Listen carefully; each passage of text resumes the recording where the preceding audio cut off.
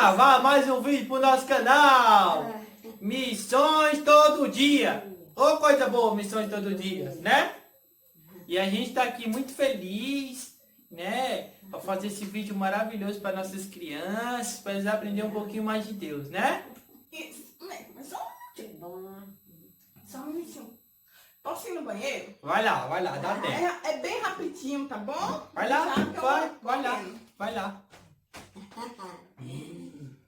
Eu tô com sede, vou lá dentro não pegar água não. Vou beber dessa água aqui.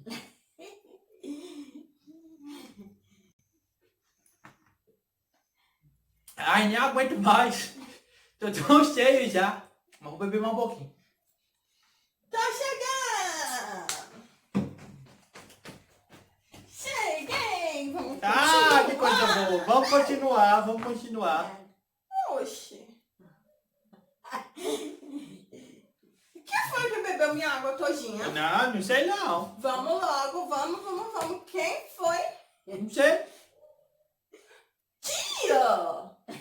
Foi a senhora que bebeu minha água!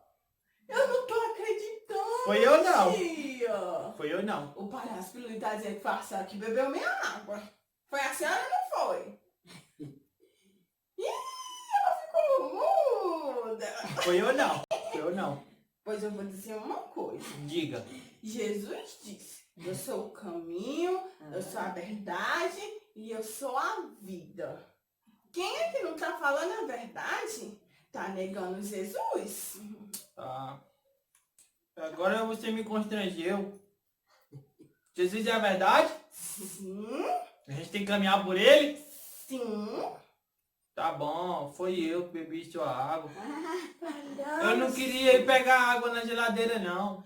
Palhaço, era só pedir. Eu não ia nem ficar com raiva. Eu só fiquei falando porque ninguém falou nada. Você me perdoa? Perdoa, palhaço Pilulito. Vamos continuar nossos vídeos? Sim, vamos gravar. Amém!